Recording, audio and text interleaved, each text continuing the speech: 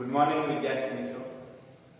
આગળના લેક્ચરમાં આપણે મેગ્નેટાઇઝેશનની થોડી પ્રાથમિક માહિતી મેળવી કે કોપર, આયર્ન, નિકલ આ જે કોઈ ધાતુ હોય આ ધાતુના બંધારણમાં બંધારણીય ઘટક કણો તરીકે પરમાણુ લઈએ તો પરમાણુઓ લેટિસમય ગોઠવણીમાં ગોઠવાયેલા હોય પણ આ પરમાણુની બાહ્ય કક્ષકમાં રહેલા ઇલેક્ટ્રોન ના ભ્રમણ સમતલો અલગ અલગ હોય એટલે કે કક્ષા એક જ હોય, સંયોજકતા કક્ષક દરેક પરમાણુમાં સમાન હોય, બીજી હોય તો બીજી અથવા ત્રીજી હોય તો ત્રીજી, પણ એના ભ્રમણતલ અલગ અલગ હોય. કોઈના ભ્રમણતલ આ રીતના હોય, કોઈના ભ્રમણતલ આ રીતનું હોય, કોઈ આવી રીતે અલગ અલગ ભ્રમણતલમાં વર્ગીકૃત. આથી દરેક પરમાણુની ડાયપોલ મોમેન્ટ, ચુંબકીય ડાયપોલ મોમેન્ટ અલગ અલગ મળે. ચુંબકીય ડાયપોલ મોમેન્ટ કઈ રીતે તૈયાર થાય એ આપણને ખ્યાલ છે. ઇલેક્ટ્રોન કક્ષામાં ભ્રમણ થાય ત્યારે પ્રવાહલોપ તૈયાર થાય અને આ પ્રવાહલોપથી ચુંબકીય ક્ષેત્ર ઉત્પન્ન થાય અને આ ચુંબકીય ક્ષેત્ર દ્વારા એક એક પ્રવાહલોપ એક એક ચુંબકત્વ એટલે કે ગજ્જર ચુંબક તરીકે વર્તે, એટલે કે ચુંબકીય ડાયપોલ તરીકે વર્તે. ત્યારે એની ડાયપોલ મોમેન્ટ અલગ અલગ હોય છે દિશામાં. પરિણામી ડાયપોલ મોમેન્ટ શૂન્ય હોય. પણ વિદ્યાર્થી મિત્રો, આ જે કંઈ પદાર્થ છે એ પદાર્થને આપણે કોઈ એક ચુંબકીય ક્ષેત્રમાં મૂકીએ ત્યારે ચુંબકીય ક્ષેત્રની અસર નીચે આ દરેક પરમાણુના ભ્રમણતલ એક જ તલમાં આવી જાય, એટલે કે બધાના ભ્રમણતલ સમાંતર ગોઠવાઈ જાય અને બધાની ડાયપોલ મોમેન્ટ એક જ દિશામાં ગોઠવાઈ જાય. આથી બધાની ડાયપોલ મોમેન્ટ એક જ દિશામાં ગોઠવાય ત્યારે પરિણામી ડાયપોલ મોમેન્ટ મળશે અને આ પરિણામી ડાયપોલ મોમેન્ટના કારણે એક મોટો ગજ્જો ચુંબક તૈયાર થાય, એટલે કે પદાર્થ મેગ્નેટ બની જાય. ત્યારે આ ઘટનાને મેગ્નેટાઇઝેશન કહેવાય. વિદ્યાર્થી મિત્રો, આ મેગ્નેટાઇઝેશન અને એની રાશિઓ આપણે જોઈએ તો પહેલું તો એક અહીંયા મેગ્નેટાઇઝેશન માટે સમાન અને બદલી શકાય તેવા ચુંબકીય ક્ષેત્રની જરૂર પડે. તો સમાન અને બદલી શકાય તેવા ચુંબકીય ક્ષેત્ર માટે એક સોલેનોઇડની વ્યવસ્થા કરીએ. તો વિદ્યાર્થી મિત્રો, અહીંયા આવી રીતે ધારો કે એક સોલેનોઇડ છે.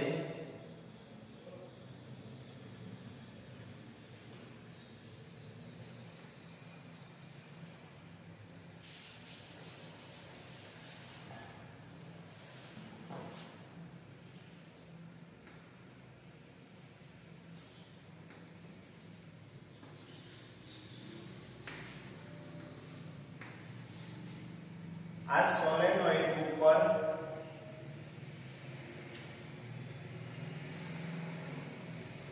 ચોક્કસ પ્રકારે વાઇન્ડિંગ કરેલું હોય.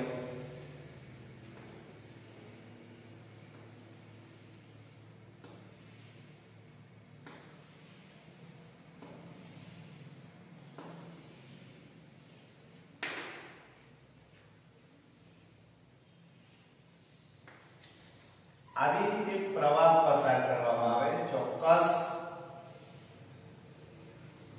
બેટરી સાથે, ચલિત બેટરી સાથે જોઈન્ટ કરી અને પ્રવાહ પસાર કરવામાં આવે. હવે સોલેનોઇડમાં પ્રત્યેક કાંટામાં વહેતો પ્રવાહ ધારો કે IF છે. IF નો મતલબ એવો કે આ પ્રવાહનું મૂલ્ય આપણે બેટરીના વોલ્ટેજ વધારીએ તો વધારી શકાય, વોલ્ટેજ ઘટાડી અને પ્રવાહનું મૂલ્ય ઘટાડી શકાય. તો આવી રીતે પ્રવાહ આપણે ધારીએ એ રીતે એડજસ્ટમેન્ટ કરી શકીએ.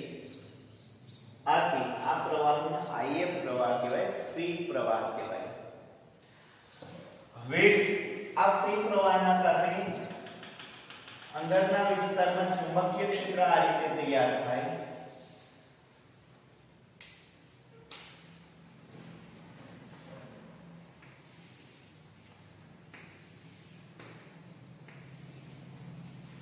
આવી રીતે અંદરના વિસ્તારમાં ચુંબકીય ક્ષેત્ર તૈયાર થાય. વિદ્યાર્થી, આ ચુંબકીય ક્ષેત્ર પ્રારંભિક ચુંબકીય ક્ષેત્ર કહીએ, એમને કહીએ આપણે B0. તો ધારો કે સોલેનોઇડ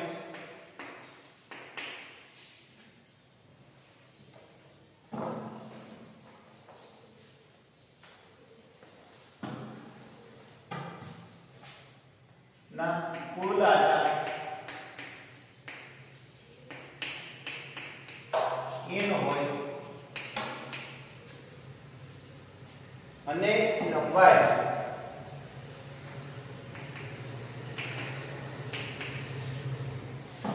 n હોય તો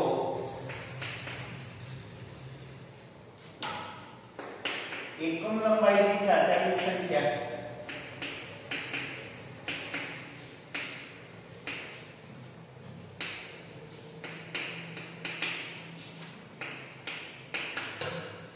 આપણે લઈએ તો વિદ્યાર્થી મિત્રો આ રીતે મળશે. એકમ લંબાઈની કાંટાની સંખ્યા કેપિટલ N/L અને કહીએ એકમ લંબાઈની કાંટાની સંખ્યા. સોલેનોઇડ પર એકમ લંબાઈની કાંટાની સંખ્યા. અહીંયા સોલેનોઇડ ના અંદરના વિસ્તારમાં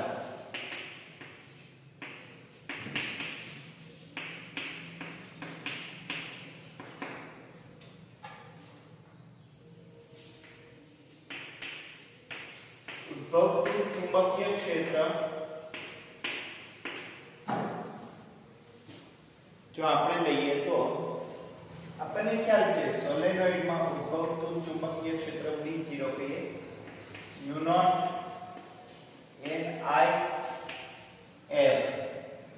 U0 NIF. અને જો આ રીતે લખીએ B0 U0 small if, where small if is equal to NIF, એકમ લંબાઈ દીઠ પ્રવાહ. દાખલા તરીકે એકમ લંબાઈ દીઠ આટાની સંખ્યા 10 હોય, પ્રત્યેક આટામાં વહેતો પ્રવાહ 2 એમ્પિયર હોય, તો સ્મોલ if આપણે મળશે 20 એમ્પિયર. એકમ લંબાઈ દીઠ આટામાં વહેતો કુલ પ્રવાહ એને આપણે if કહીએ, સ્મોલ if. અહીંયા વિદ્યાર્થી મિત્રો કેપિટલ if અને સ્મોલ if વચ્ચેનો સંબંધ આ છે, જે દરેક ખાસ ધ્યાન રાખો. આને આપણે સમીકરણ 1 કહીએ. સમીકરણ 1. હવે વિદ્યાર્થી મિત્રો સોલેનોઇડની અંદર શૂન્યાકાશ હતો, કોઈ પદાર્થ હતો નહીં, ત્યારે એમની પરમિયાબિલિટીને આપણે μ0 કહીએ. શું કહીએ? μ0. હવે આપણે જે પદાર્થના ચુંબકીય ગુણધર્મો જાણવાના છે એ પદાર્થનો એક બારીક ભૂકો લઈએ આપણે. દાખલા તરીકે આયર્ન અથવા નિકલ. આયર્ન નો એક બારીક ભૂકો લઈએ અને આ બારીક ભૂકાને સોલેનોઇડની લંબાઈ છે એ રીતે ભરી દેવામાં આવે.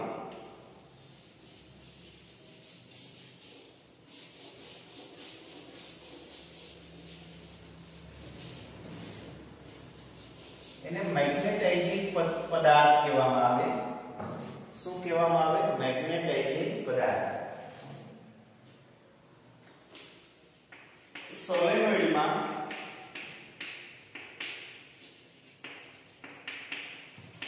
મેગ્નેટાઇઝિંગ પદાર્થ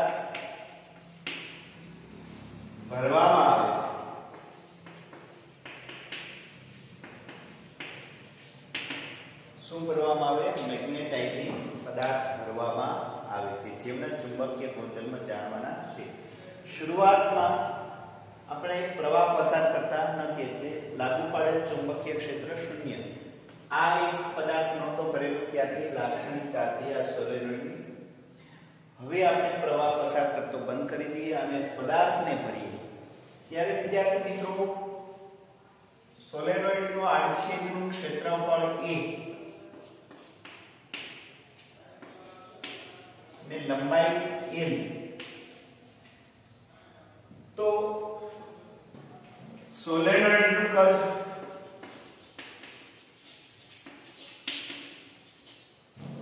આપણને V A L મળે. આથી આ જે છે એ પદાર્થનું કદ થશે. શું થશે તો કે પદાર્થનું કદ, મેગ્નેટાઇઝિંગ પદાર્થનું કદ આટલું મળશે. હવે વિદ્યાર્થી મિત્રો અહીંયા મેગ્નેટાઇઝિંગ પદાર્થ આપણને આટલું મળશે. હવે આપણે ધીમે ધીમે ધીમે ધીમે પ્રવાહ પસાર કરીશું. પ્રવાહ પસાર કરીશું ત્યારે શું થશે તો કે આવી રીતે ઘટના બનશે.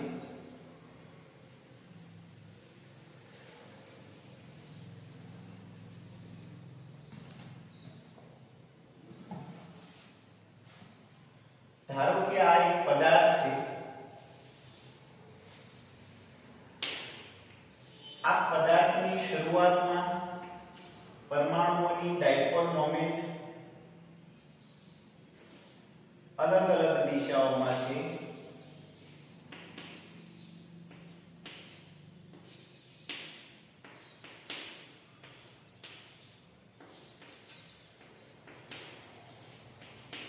આવી રીતે અલગ અલગ દિશાઓમાં દરેક પરમાણુની ડાયપોલ મોમેન્ટ થશે. શરૂઆતમાં પદાર્થની અંદર દરેક પરમાણુની ડાયપોલ મોમેન્ટ આ રીતે છે. હવે એમાં ધીમે ધીમે આપણે ચુંબકીય ક્ષેત્ર લાગુ પાડીએ તો ચુંબકીય ક્ષેત્રની તીવ્રતા વધારતા જઈએ. જેમ જેમ ચુંબકીય ક્ષેત્રની તીવ્રતા વધારતા જઈશું તેમ તેમ આ દરેક ડાયપોલ છે એ ક્ષેત્રને સમાંતર ગોઠવાઈ જશે. એટલે કે દરેકમાં ટોર્ક ઉત્પન્ન થશે. શું ઉત્પન્ન થશે? ટોર્ક ઉત્પન્ન થશે. અને દરેકની ડાયપોલ મોમેન્ટ આ રીતે ગોઠવાઈ જશે, ક્ષેત્રને સમાંતર. તો દરેકની ડાયપોલ મોમેન્ટ આ રીતે થશે અને દરેકના ભ્રમણતલ પણ એક જ થઈ જશે. એટલે આ પ્રત્યેક એક એક ચુંબક ગજ્જો ચુંબક આ રીતે મળશે. એક ગજ્જો ચુંબક એનો N S, આ ગજ્જો ચુંબકનો N S N, આનો S આ તરફ N. તો આવી રીતે એક પદાર્થની અંદર આ બધા જ ઇલેક્ટ્રોનની ભ્રમણ કક્ષા આ રીતે હોય. તો હવે શું થઈ જશે તો કે બધાની એક ડાયપોલ મોમેન્ટ થઈ જાય. આવી રીતે એક બદ્ધ પ્રવાહ તૈયાર થઈ જાય.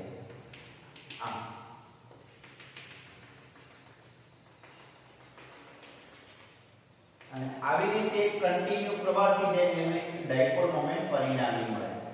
આ બધાની ડાયપોલ મોમેન્ટનો સરવાળો પરિણામી ડાયપોલ મોમેન્ટ મળે. તો અહીંયા ચુંબકીય ક્ષેત્ર લાગુ પાડીએ ત્યારે દરેક પરમાણુની ડાયપોલ મોમેન્ટ ક્ષેત્રને સમાંતર ગોઠવાય ત્યારે આ ઘટનાને પદાર્થનું મેગ્નેટાઇઝેશન થયું કહેવાય. પદાર્થનું મેગ્નેટાઇઝેશન થયું કહેવાય. તો અહીંયા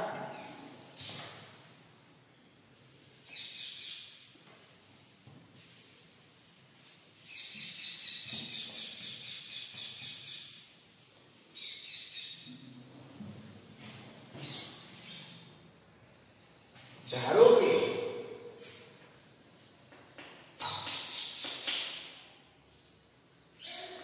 પદાર્થમાં પરિણામી ચુંબકીય ચાર્જ માત્રા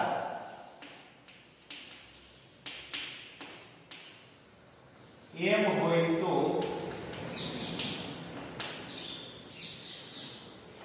આ ચુંબકીય ચાર્જ માત્રા આપણને બદ્ધ પ્રવાહ દીઠ મળે. આ જે કંઈ તૈયાર થતો પ્રવાહ છે એને બાઉન્ડ ચાર્જ ઓલામાં કહેતા હતા આપણે ચુંબકીય વિદ્યુત ક્ષેત્રમાં પ્લેટ પરના નજીકમાં ઇલેક્ટ્રિક પદાર્થમાં પ્રેરિત થતા વીજભારને બદ્ધ વીજભાર કહેવાય. સેમ એવી જ રીતે અહીંયા પૃષ્ઠ પર જે કંઈ પ્રવાહ તૈયાર છે આ જે પરિણામી જે પ્રવાહ મળે એને આઈબી પ્રવાહ કહીએ. શું કહીએ? આઈબી પ્રવાહ, બદ્ધ પ્રવાહ.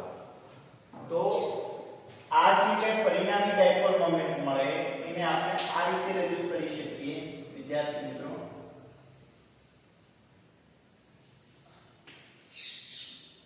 IB into E. IB into E. હવે જો એકમ લંબાઈ દીઠ આપણને n પરમાણુઓની ડાયપોલ મોમેન્ટ થતી હોય તો m પ્રવાહ લોકો તૈયાર થતી હોય તો m બરાબર NIEB.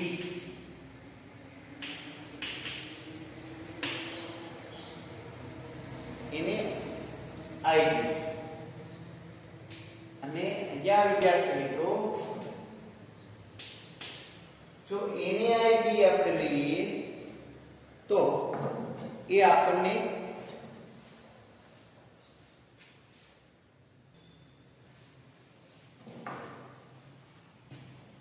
તો ફરીવાર કે ધ્યાન આપીએ એક જે કાંઈ રૂપ IB મળશે એ પ્રવાહો એની ડાયપોલ મોમેન્ટ બીજી પ્રવાહો એની ડાયપોલ મોમેન્ટ ત્રીજી પ્રવાહો એની ડાયપોલ મોમેન્ટ IB આવી રીતે n એકમ લંબાઈ દીઠ n લૂપ તૈયાર કરવી તો કુલ આપણને મળશે NIB પ્રવાહ. કેટલો મળશે? NIB પ્રવાહ એકમ લંબાઈ દીઠ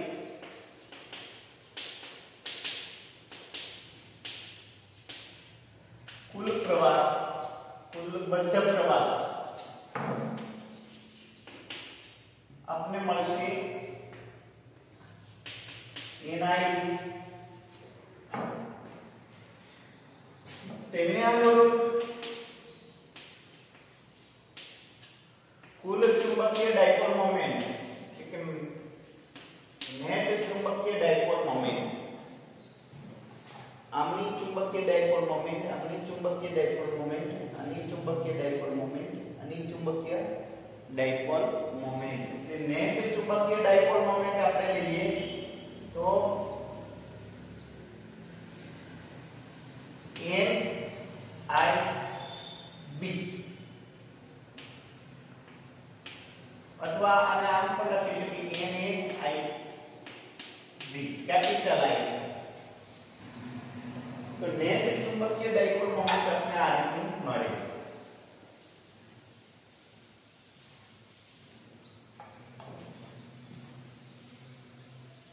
હવે વિદ્યાર્થી મિત્રો નેટ ચુંબકીય ડાયપોલ મોમેન્ટ A/IB સામાન્ય રીતે કદ વડે ભાગીએ તો કદ એટલે A/L વડે ભાગીએ તો અહીંયા આપણને મળશે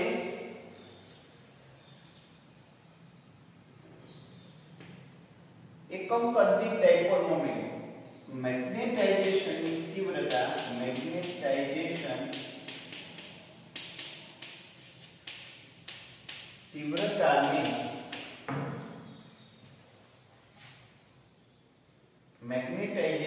તીવ્રતા એટલે એકમ કદ દીઠ મળતી dipole moment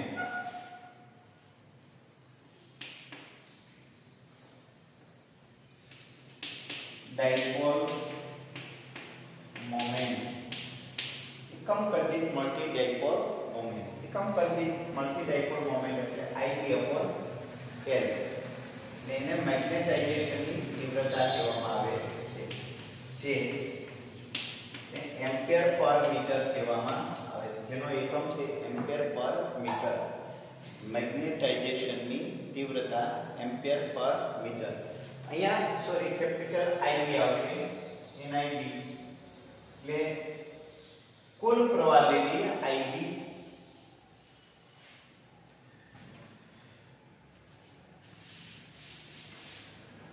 A into Ib એક બદ્ધ પ્રવાહ તૈયાર થાય બદ્ધ પ્રવાહ ગુણ્યા ક્ષેત્રફળ એટલે મેગ્નેટાઇઝેશનની તીવ્રતા અને અહીંયા આપણે E into કેપિટલ Ib લઈએ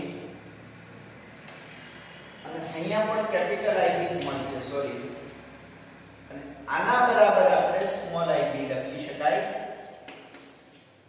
એટલે એકમ લંબાઈ દીઠ પ્રવાહ અને કહીએ એકમ લંબાઈ દીઠ બદ્ધ પ્રવાહ અને કહીએ કુલ બદ્ધ પ્રવાહ શું કહીએ કુલ બદ્ધ પ્રવાહ બાઉન્ડ ચાર્જ તો અહીંયા આવી રીતે હું તમને એક દર્શાવું તો આમ મળશે વિદ્યાર્થી મિત્રો પદાર્થમાં આડછેદને અનુરૂપ આ રીતે મળશે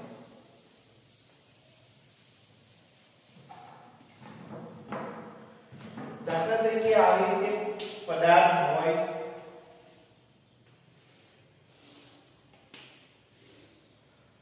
આવી રીતનું ચુંબકીય ડાયપોલ મોમેન્ટ બધાનું પ્રમાણસર એક જ દિશામાં હોય તો પ્રત્યેકની ડાયપોલ મોમેન્ટ આ રીતની હોય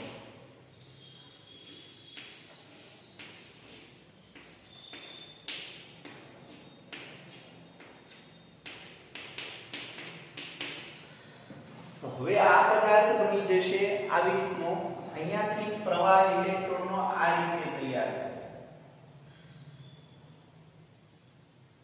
બધા ઇલેક્ટ્રોન આ પથ પર ગતિ કરે બધા ઇલેક્ટ્રોન આ રીતે પથ પર ગતિ કરે એટલે બોર્ડર ઉપર એક પ્રવાહ તૈયાર થાય આ જે કઈ બોર્ડર ઉપર જે પ્રવાહ તૈયાર થાય એને અનુરૂપ એક પરિણામી ડાયપોલ મોમેન્ટ મળે જેને આપણે નેટ ડાયપોલ મોમેન્ટ કહીએ અને આ રીતે જે બોર્ડર ઉપર તૈયાર થતો પ્રવાહ છે એને Ib કહીએ શું કહીએ Ib અને આ જે ક્ષેત્રફળ છે એને આપણે A કહીએ A into Ib તો નેટ ડાયપોલ મોમેન્ટ ને A into Ib વડે દર્શાવીએ નેટ ડાયપોલ મોમેન્ટ ભાગ્યા કદ એટલે એકમ કદ દીઠ ડાયપોલ મોમેન્ટ ને મેગ્નેટાઇઝેશનની તીવ્રતા એટલે કે કેપિટલ M વડે દર્શાવીએ તો એ કેન્સલ થઈ જાય Ib/L એટલે એકમ લંબાઈ દીઠ પ્રવાહ અને એને આપણે આ રીતે કહીએ ખાસ વિદ્યાર્થી મિત્રો આ એક ખાસ ધ્યાનમાં રાખવું ઘટે હવે જ્યારે આપણે લાગુ પડેલું ચુંબકીય ક્ષેત્ર આ દિશામાં જ હતું અને ડાયપોલ મોમેન્ટના કારણે પણ ચુંબકીય ક્ષેત્ર એ જ દિશામાં મળ્યું એટલે ક્ષેત્ર રેખાઓની સંખ્યા સોલેનોઇડની અંદર વધશે જો પેરામેગ્નેટિક પદાર્થ હોય તો ડાયામેગ્નેટિક પદાર્થ હોય તો એ વિરુદ્ધ દિશામાં તો ચુંબકીય ક્ષેત્ર રેખાઓની સંખ્યા ઘટે આમાં વધશે એટલે કે જે ચુંબકીય ક્ષેત્ર મૂળ B0 હતું હવે મેગ્નેટાઇઝેશનના કારણે ચુંબકીય ક્ષેત્ર અંદર મળ્યું તો એ કઈ રીતે આપણે એને આપી શકાય એ જોઈએ એટલે કે પરિણામી ચુંબકીય ક્ષેત્ર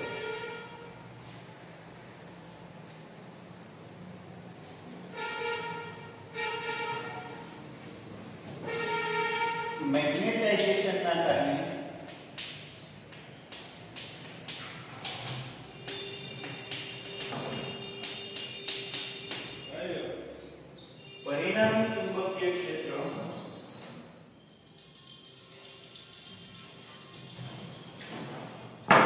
પરિણામી ચુંબકીય ક્ષેત્ર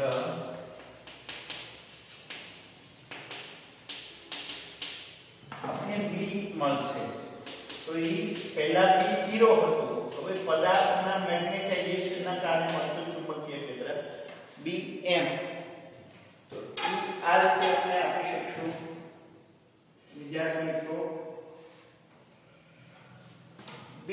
આપણને ખ્યાલ હતો મ્યુ નોટ If પ્લસ હવે જો આપણે આ ચુંબકીય ક્ષેત્ર કેટલું મળશે તો મેગ્નેટાઇઝેશન ના કારણે મળતું ચુંબકીય ક્ષેત્ર એટલે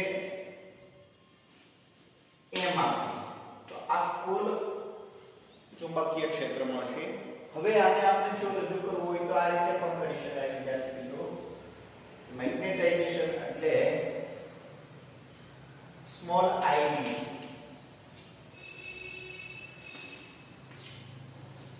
તો આટલું મળશે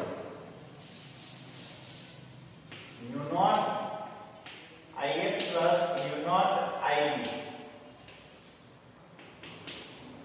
મ્યુ નોટ કોમન લઈ લઈએ તો If પ્લસ iv.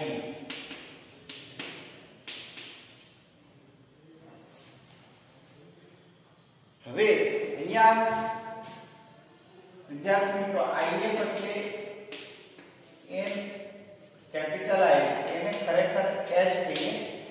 ચુંબકીય ક્ષેત્રની તીવ્રતા, બાહ્ય ચુંબકીય ક્ષેત્રની તીવ્રતા, બાહ્ય ચુંબકીય ક્ષેત્રની તીવ્રતા, બાહ્ય ચુંબકીય ક્ષેત્રની તીવ્રતા એટલે એકમ લંબાઈ દીઠ પ્રવાહના કારણે મળતું ચુંબકીય ક્ષેત્ર એને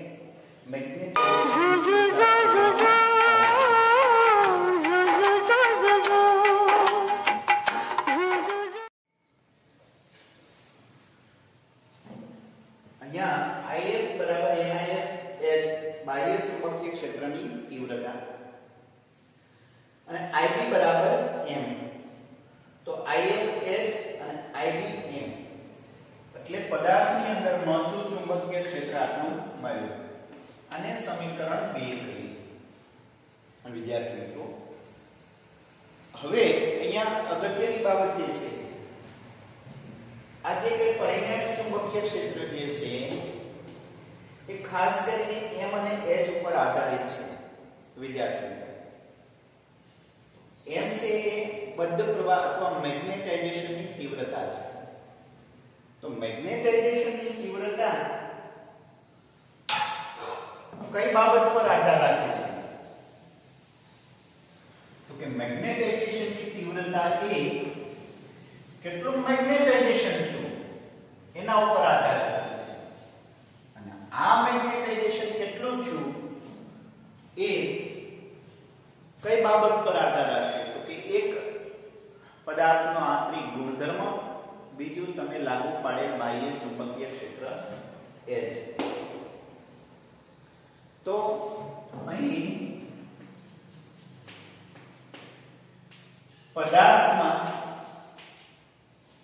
પદાર્થની મેગ્નેટાઇઝેશનની તીવ્રતા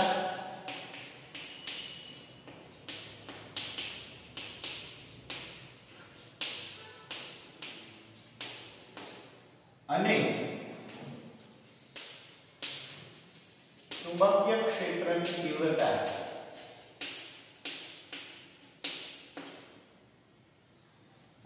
મેગ્નેટાઇઝેશનની તીવ્રતા કેપિટલ M અને ચુંબકીય ક્ષેત્રની તીવ્રતા કેપિટલ H ના ગુણોત્તરને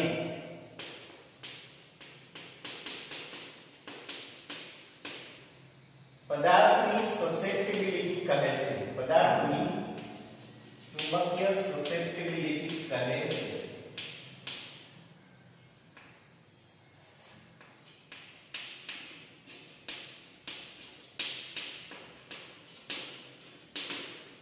ચુંબકીય સસેપ્ટિબિલિટી એટલે શાહી m. ચુંબકીય સસેપ્ટિબિલિટી શાહી m is equal to m upon h. શાહી m upon h. यहाँ સસેપ્ટિબિલિટી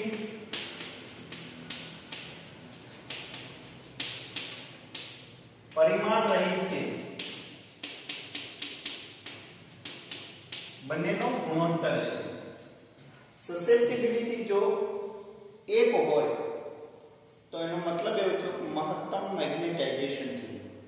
બધા જ પરમાણુઓની ડાયપોલ ચુંબકીય ક્ષેત્રની દિશામાં ગોઠવાઈ જાય. ત્યારે મહત્તમ મેગ્નેટાઇઝેશન એટલે સસેપ્ટિબિલિટી 1. અન્યથા સસેપ્ટિબિલિટી નું મૂલ્ય 1 કરતા ઓછું હોય, 0 અને 1 ની વચ્ચે. પણ એક ખરું, સસેપ્ટિબિલિટી ધન ઋણ હોઈ શકે. ડાયામેગ્નેટિક પદાર્થ માટે સસેપ્ટિબિલિટી ઋણ એટલે કે લાગુ પડેલ ક્ષેત્રની વિરુદ્ધ દિશામાં મેગ્નેટાઇઝેશન, એને સસેપ્ટિબિલિટી ઋણ કહે છે. અને સસેપ્ટિબિલિટી ધન એટલે લાગુ પડેલ ચુંબકીય ક્ષેત્રની દિશામાં મેગ્નેટાઇઝેશન થવું, એને આપણે સસેપ્ટિબિલિટી ધન કહીએ. આવી રીતે પેરામેગ્નેટિક પદાર્થ અને ફેરામેગ્નેટિક પદાર્થ માટે સસેપ્ટિબિલિટી ધન મળશે, જ્યારે ડાયામેગ્નેટિક પદાર્થ માટે સસેપ્ટિબિલિટી ઋણ મળશે. અને બીજું આ જે છે એ કઈ બાબત પર આધાર રાખે તો કે પદાર્થની જાત, પદાર્થના દ્રવ્યની જાત, બીજું તાપમાન, દબાણ વગેરે પર આધારિત છે. તાપમાનના વ્યસ્ત પ્રમાણમાં સસેપ્ટિબિલિટી, પદાર્થનું તાપમાન વધારતા જઈએ સાથે સાથે ચુંબકીય ક્ષેત્ર પર લાગુ પાડતા જઈએ તો પણ મેગ્નેટાઇઝેશન ના મળે, કેમ કે તાપમાનને અનુરૂપ પરમાણુઓનું દોલન વધી જાય છે અને આ દોલનના કારણે સસેપ્ટિબિલિટી ઘટી જાય. કેટલી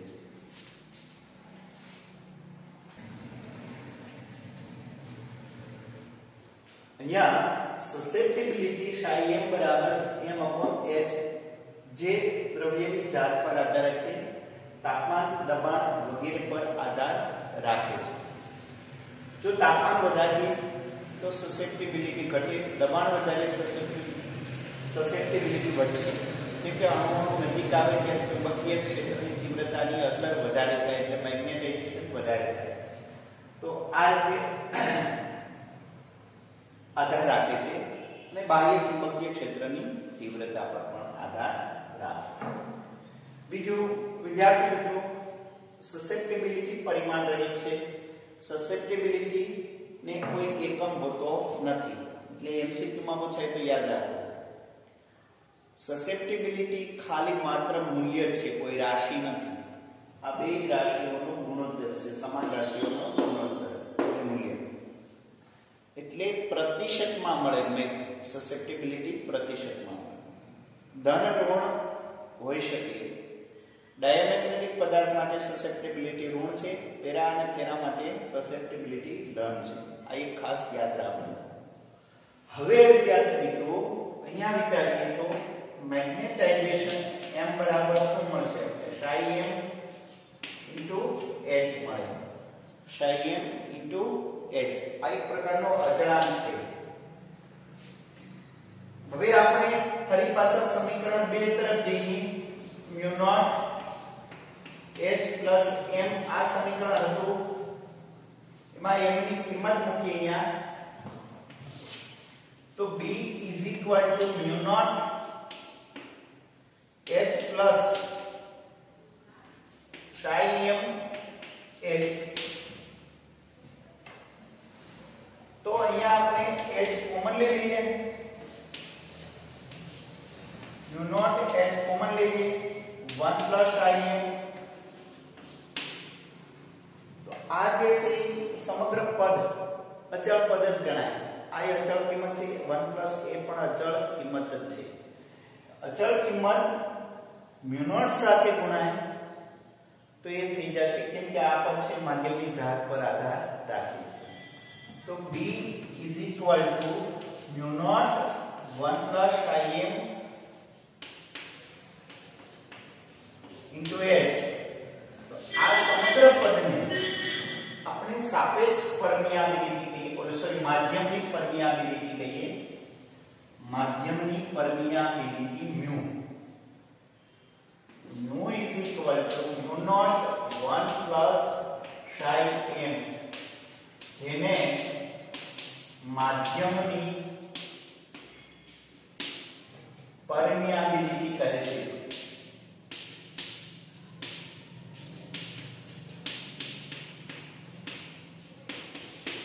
માધ્યમની પરમિએબિલિટી કહે છે વિદ્યાર્થી મિત્રો, જેને મ્યુ વડે દર્શાવાય. આને આમ પણ લખી શકાય mu upon mu nought is equal to mu R બરાબર 1 પ્લસ im સાપેક્ષ પરમિએબિલિટી કહેવામાં આવે છે. સાપેક્ષ પરમિએબિલિટી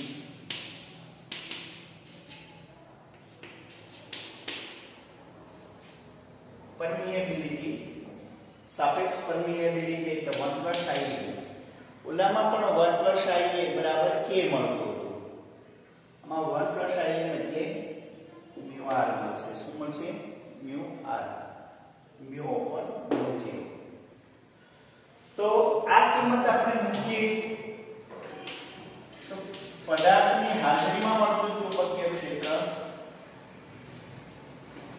મ્યુ ઇન્ટુ h.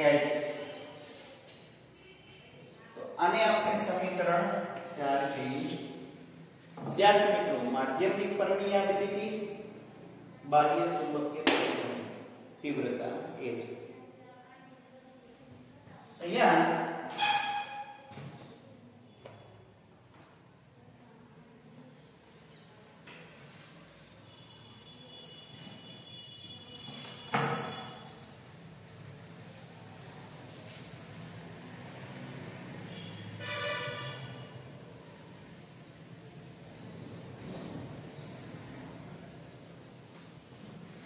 આટલું ચુંબકીય ક્ષેત્ર પદાર્થની અંદર આપણને પ્રાપ્ત થાય, એટલે કે લાગુ પડેલું ચુંબકીય ક્ષેત્ર પ્લસ મેગ્નેટાઇઝેશનના કારણે મળતું ચુંબકીય ક્ષેત્ર, એટલે આટલું આપણે પ્લસ મળશે. હવે બીજી એક બાબત વિચારીએ વિદ્યાર્થી મિત્રો. અહીંયા આપણે નેટ ચુંબકીય ડાયપોલ મોમેન્ટ આ રીતે લીધી હતી બરાબર a * ib, કે ib જે છે એ બદ્ધ પ્રવાહ છે. હવે અહીંયા આટલું ચુંબકીય ક્ષેત્ર, પરિણામી ચુંબકીય ડાયપોલ મોમેન્ટ આપણે બાહ્ય પ્રવાહથી વધારે મેળવીએ. એટલે ફરીવાર સમજાય વિદ્યાર્થી. ધારો કે સોલેનોઇડની અંદર પદાર્થ નહોતો, શૂન્યાવકાશ હતો.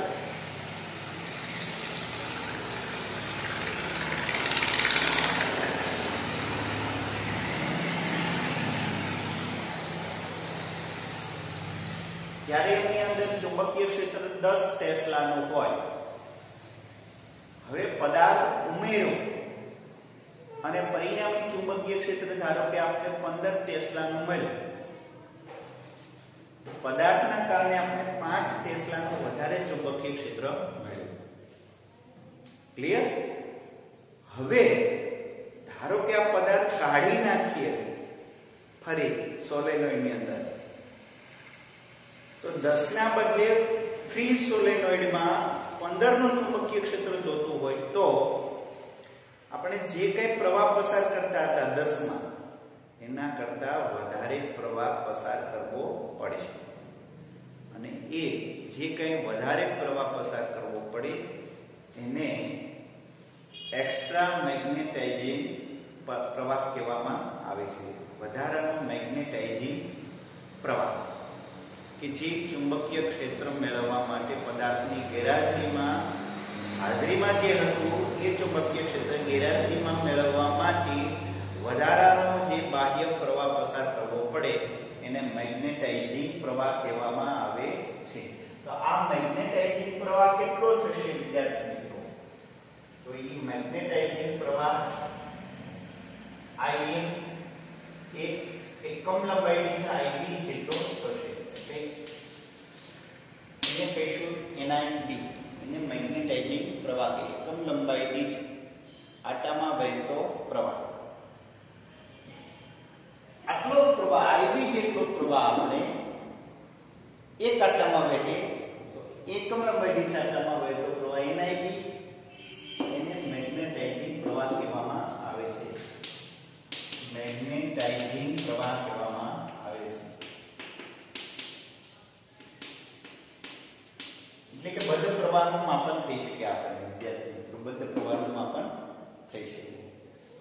તો આ હતું મેગ્નેટાઇઝેશનની તીવ્રતા અને મેગ્નેટાઇઝેશન વિદ્યાર્થી મિત્રો. તો અહીંયા આપણે આ એક મુદ્દો પૂર્ણ કરીએ. ત્યારબાદ